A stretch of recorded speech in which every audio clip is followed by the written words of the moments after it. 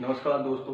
2014 में जब बीजेपी की सरकार बनी तो उन्होंने अपने घोषणा पत्र में साफ साफ उल्लेख किया था कि हम नई शिक्षा नीति लाएंगे। 2015 में कमेटी बनाई गई और इस कमेटी को काम दिया गया राष्ट्रीय शिक्षा नीति बनाने का, और इस कमेटी को लीड कर रहे थे DSR सुब्रमण्यम। स्मृति ईरानी उस समय HRD मंत्री थी। जो भी सुझाव दिए या जो भी पॉलिसी बनाई इस कमेटी ने, सरकार ने उस समय पर इस पॉलिसी को स्वीकार नहीं किया। फिर 2016 में एक दोबारा से कमेटी बनाई गई। इस कमेटी को लीड कर रहे थे के कस्तूरी रंजन, जो कि पिछले साल इसरो के अध्यक्ष भी रह चुके हैं। इस कमेटी ने 31 मई 2019 को एक ड्राफ्ट बनाया, जिसके HRD मंत्रालय के हिसाब से 1.5 लाख से ज़्यादा सुझाव लेने के बाद भारत सरकार ने इस ड्राफ्ट को स्वीकार कर लिया।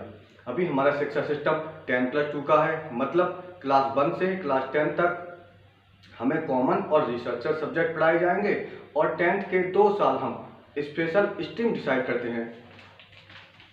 कुछ राज्य हैं जहां पर आंगनबाड़ी चलती है, अगर उनको छोड़ दिया जाए तो हमारी सरकारी स्कूल क्लास 1 से शुरू होती है। अगर आप कॉन्वेंट स्कूल या इंग्लिश मीडियम स्कूल से पढ़े हैं तो आपने क्लास 1 से पहले नर्सरी, UKG, LKG ये भी पढ़ा होगा। अब जो हमारी नई शिक्षा नीति आई है वो 5+3+3+4 यानी कुल 15 साल की होगी, और पहले जो हमारी शिक्षा नीति थी वो 10+2 यानी कुल 12 साल की थी। और ये जो 3 साल एक्स्ट्रा हैं, पहले जो सरकारी स्कूल क्लास 1 से शुरू होती थी, अब हमें क्लास 1 से पहले प्री स्कूलिंग और आंगनबाड़ी को भी जोड़ दिया गया है, जो पहले ही कुछ राज्यों में चल रहा था। हमारा जो शिक्षा का अधिकार है वो कहता है कि 6 से 14 साल तक हर किसी को फ्री और अनिवार्य तौर पर शिक्षा मिलनी चाहिए। और ये जो नई शिक्षा नीति है इसको बदलकर इन्होंने उम्र 3 साल से 18 साल कर दी गई है। ऐसा कहीं ड्राफ्ट में उल्लेख नहीं किया है, लेकिन जो संरचना इन्होंने बनाई है उस हिसाब से ऐसा लग रहा है कि उम्र 3 साल से 18 साल तक हो जाएगी।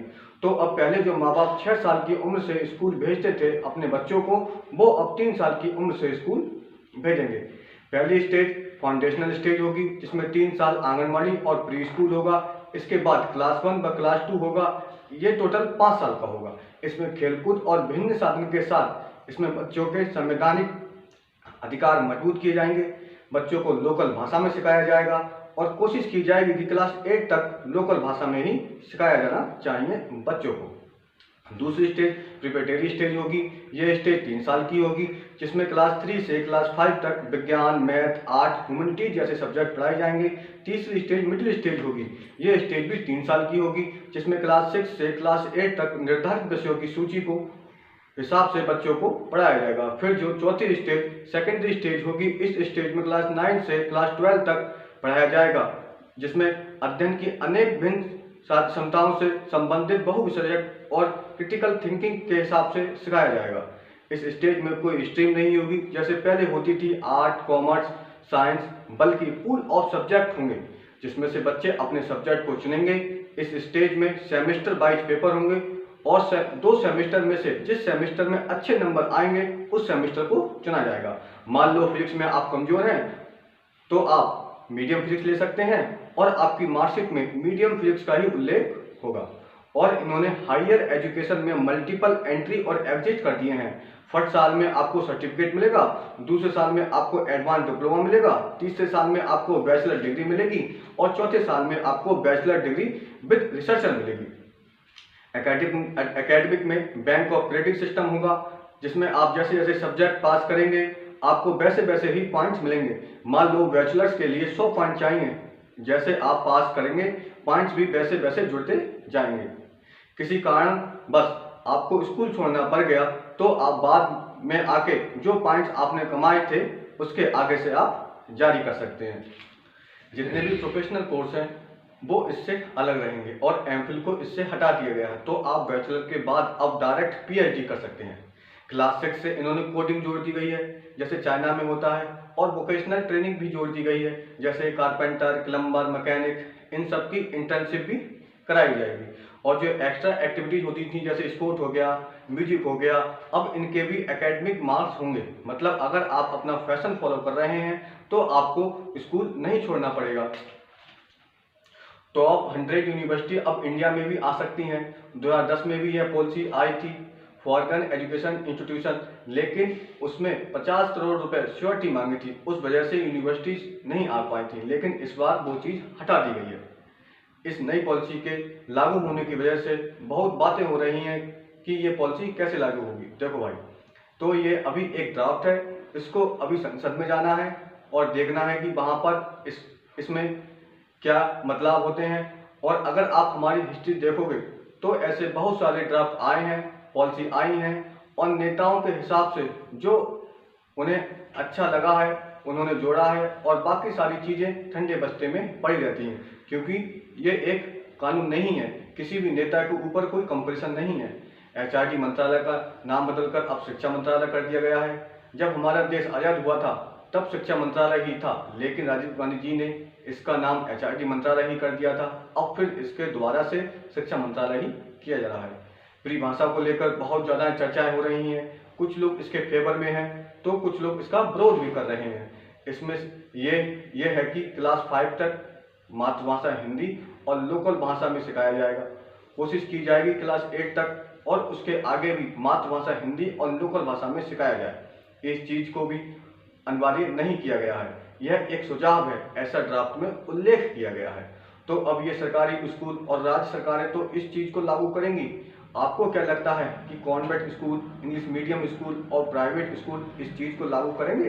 वो तो इंग्लिश भाषा में ही पढ़ाएंगे और सारी बात घूम फिर के वहीं आ जाएगी कि जो ये क्लास अंतर है सरकारी स्कूल और प्राइवेट स्कूल में, वो वही रहेगा। प्राइवेट स्कूल के छात्रों को इंग्लिश भाषा में एडवांटेज रहेगा सरकारी स्कूल की तुलना में। जॉब और सभी में एक एडवांटेज रहता ही है इंग्लिश भाषा का, तो पेरेंट्स कोशिश करते हैं कि वो प्राइवेट स्कूल में ही डालें अपने बच्चे को, सरकारी स्कूल में वही डालते हैं जिनकी मजबूरी होती है। हर नेता चाहता है कि हिंदी को लागू किया जाए आपके बच्चों की, अपने बच्चों के लिए नहीं। अपने बच्चों को तो बाहर भेजेगा या फिर इंग्लिश मीडियम में पढ़ाएगा अपने बच्चों को, क्योंकि उसको पता है कि अगर उसका बच्चा इंग्लिश नहीं पढ़ेगा तो उसको डिस्क्रिमिनेशन देखना पड़ेगा, डिसएडवांटेज होगा। नेता अपने बच्चों को डिसएडवांटेज में नहीं रखेगा।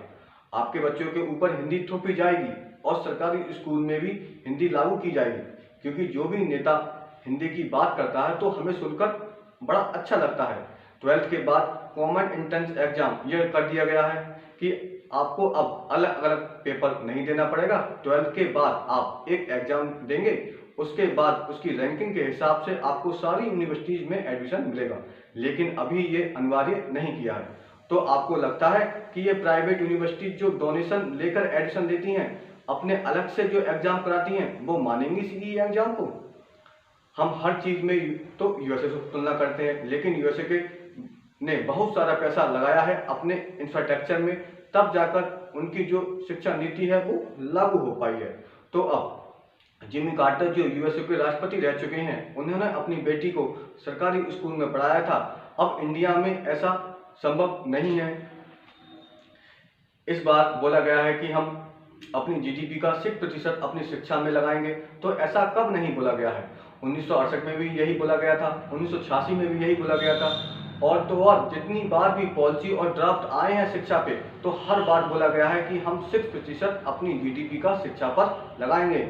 और जब से हमारा देश आज़ाद हुआ है तब से एक भी बार ऐसा नहीं हुआ है कि 6% हमने अपनी जीडीपी का शिक्षा पर लगाया हो।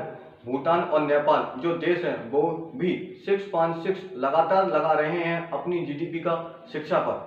2019 में 197 देशों में से 144वें नंबर पर भारत रहा अपनी जीडीपी का शिक्षा पर खर्च करने में।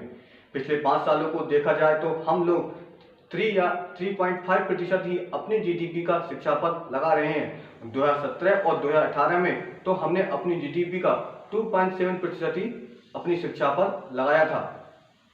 आप कितना ही क्यों ना कह लो कि हम इम्प्लीमेंट करा देंगे, जब तक इंफ्रास्ट्रक्चर नहीं होगा, क्वालिफाइड टीचर नहीं रहेंगे, हम कैसे मान लें कि वो इम्प्लीमेंट हो जाएगा?